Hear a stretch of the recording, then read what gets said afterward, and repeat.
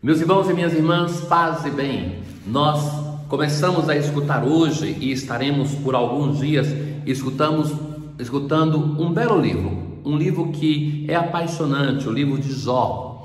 Este livro não é um livro histórico no sentido assim de contar uma história vivida. Ele conta uma legenda para aclarar, ajudar a entrar num tema que era muito importante para Israel e é muito importante, caros irmãos, para nós hoje, o tema do sofrimento humano. Primeiramente, o livro começa contando, que é o texto de hoje, uma história antiga, que era um personagem de Israel chamado Jó. Então, este homem que tinha tudo e vai perdendo as suas coisas vai perdendo porque Satanás, que não é o demônio, Satanás é o nome hebraico para dizer o acusador. Então, que está entre os filhos de Deus. Então, portanto, não é o demônio que vai falar para Deus que, ora, ele é bonzinho, é um homem justo porque tem tudo. Vai tirando as coisas dele para ver. Ou seja, coloca a prova se no centro da fé de Jó está a busca de Deus ou a busca de si mesmo. Quando ele perder tudo, vamos ver o que vai acontecer. E ao longo desse livro, que demorou muitos séculos para ser escrito, porque o tema do sofrimento humano é um grande drama que busca a resposta. Então Jó vai receber amigos que vão dizer assim, que vão ficar insistindo que é a vontade de Deus, e ele não vai aceitar e quer falar com o próprio Deus. Vem um sábio para falar com ele, para dizer assim: Jó, olha, através do seu sofrimento você foi se purificando, mesmo a imagem de Deus que você tinha vai chegando a ser melhor, a ser mais verdadeira. E este Jó que começou o livro na riqueza, tendo tudo, um homem de fé, permanece sim um homem de fé, mas com a imagem que foi purificada pelo sofrimento. Caros irmãos, esse tema é muito importante, porque em muitos cristãos hoje, que isso é o motivo do pentecostalismo ter nascido, mas muitos católicos estão pensando assim. Até pregações nós escutamos dentro da igreja dizendo isso, a teologia da prosperidade, que quem segue o Senhor tem uma vida cômoda. Então, quando acontece alguma coisa que não vai bem, é porque Deus castigou. Mas isso não, veja, olha a história de Jesus, tem algum fundamento isso? Porque se você pensa o tanto que Jesus sofreu, então é porque ele não foi fiel a Deus? Ou Deus não foi fiel a ele?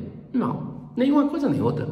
Deus não nos promete, não nos chama para o reino de vida cômoda aqui, mas sim para sermos fiéis a ele, na esperança de que um dia estaremos diante dele face a face. Se o cristianismo sempre pregou um desprendimento dos bens dessa terra, como alguém pode pensar que no acúmulo de bens dessa terra se encontra uma bênção de Deus? Justamente ao contrário. Olhem os ricos da nossa sociedade. Será que eles são tão santos assim para nós dizermos que eles foram premiados pela vida santa que têm? Vale a pena dar atenção a este livro. Foram os filhos de Deus diante do Senhor. A primeira cena desse livro acontece no céu. E entre esses filhos de Deus está Satanás. Já disse, não pensemos no demônio, é uma função de acusador. E o Senhor vai dizer a Satanás: reparaste no meu servo Jó? Na terra não há outro igual. Parece Jesus falando, né? Entre os nascidos de mulher, nenhum maior que João Batista. É um homem íntegro e correto, teme a Deus e afasta-se do mal. E Satanás vai dizer: mas será por nada que Jó teme a Deus? O Senhor colocou um muro de proteção. Tu abençoaste tudo o que ele fez. Mas estende a mão e toca em todos os seus bens, e eu garanto que ele te lançará maldições no rosto. E então Deus permite. Vai dizer assim: pois bem, de tudo que ele possui podes dispor, mas não estendas a mão contra ele. Chega o primeiro servo e vai dizer que ele teve os bois e as mulas roubados. Passaram os criados a fio de espada. Só um sobrou para contar a história. Logo estava falando, chega o outro criado.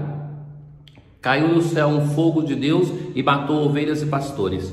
Os camelos foram levados pelos caldeus e os criados todos foram levados a fio de espada.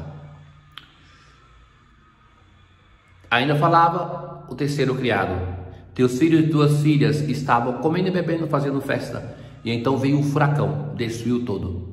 E todos estão mortos, menos aquele que veio trazer a notícia. E agora então, como reage Jó? Nu eu saí do ventre de minha mãe, e nu voltarei para lá.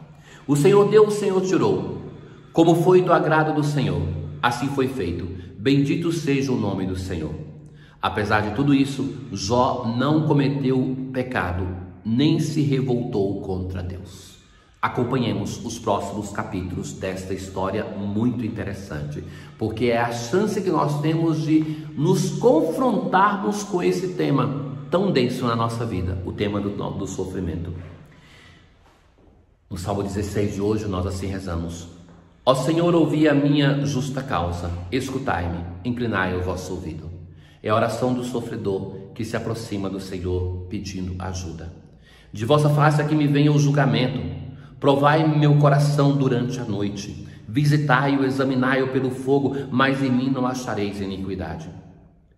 Eu vos chamo, ó meu Deus, porque me ouvis. Mostrai vosso amor maravilhoso. Na aclamação do Evangelho de hoje, veio o Filho do Homem a fim de servir e dar a sua vida em resgate por muitos. Depois que Jesus faz o anúncio da paixão, veja qual a reação dos discípulos. Nos evangelhos sinóticos nós temos sempre em cada um 3 anúncios. E logo depois do anúncio, um discípulo reage demonstrando, ou o grupo dos discípulos que não entenderam nada. Na primeira vez, Simão Pedro que vai chamar Jesus à parte e reprovar. Agora são todos os discípulos. Jesus está perdendo mais gente cada vez. Agora são todos os discípulos. Houve entre os discípulos uma discussão para saber quem seria maior. Jesus então, sabendo do pensamento deles, pegou então uma criança. Lembre-se, uma criança para nós hoje é imagem de ternura, de beleza, mas uma criança não era considerada pessoa em Israel, só quando se tornava um adulto era pessoa. E Jesus vai dizer: quem receber essa criança em meu nome, estará recebendo a mim. E quem me receber, estará recebendo aquele que me enviou. Pois aquele que entre vós for o menor, esse é o maior. Uma criança. Ontem eu estava no grupo aqui no santuário, e ali tinha uma criança que ia no colo de todo mundo. Então, a primeira vez que eu a via, então ela estava, por um momento raro, foi colocada no chão naquele grupo, e eu fiz um gesto para ela, e ela veio caminhando na minha direção. Peguei-a no colo, e ela começou então, com as 2 mãos, a palpar meu rosto. Então, depois que terminou aquele encontro, eu pensava nesse texto de hoje, e desse texto que estou fazendo a reflexão agora, e pensava assim é uma criança. Uma criança não aprendeu ainda, não ensinaram para ela, ou nenhum adulto perverteu o seu modo de pensar, que ela tem que aprender a ter medo. Então, ela se entrega, ela manifesta gratuitamente. Gratuitamente. O que eu fiz para merecer a ternura daquela criança? Nada. Uma criança é assim.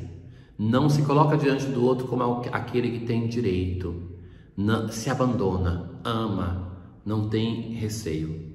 Serão os adultos que vão ensinar para ela depois a ter medo, a se proteger, a ter cuidado. Então é essa gratuidade da criança que é elogiada por Jesus, essa simplicidade. Pois aquele que entre vós for o menor, esse é o maior. Jesus inverte a lógica do mundo, para preconizar um reino onde o menor seja o maior. Então João, ainda não entendendo, vai dizer ao Senhor: Mestre, encontramos um que expulsava demônios em seu nome, e nós o proibimos, porque não anda conosco. Jesus disse: não proibais, porque quem não está contra vós está a nosso favor. Quantas vezes nós proibimos as pessoas de fazer, de falar, porque não passa pelo nosso critério, e pensamos que então Deus deve agir do mesmo modo. Irmãos caríssimos, nós tenhamos um coração pequeno, um coração também alargado, porque nós muitas vezes impedimos as pessoas de fazerem um verdadeiro caminho de encontro com o Senhor. Na antífona de entrada deste dia, assim rezamos: Senhor, tudo o que fizestes conosco, com razão fizestes, pois pecamos contra vós e não obedecemos aos vossos mandamentos. Mas honrai o vosso nome, tratando-nos segundo a vossa misericórdia, não por nossos méritos, mas pela misericórdia. Tenham todos um bom dia. O Senhor esteja convosco, Ele está no meio de nós. Abençoe-vos, Deus Todo-Poderoso, o Pai, o Filho e o Espírito Santo. Paz.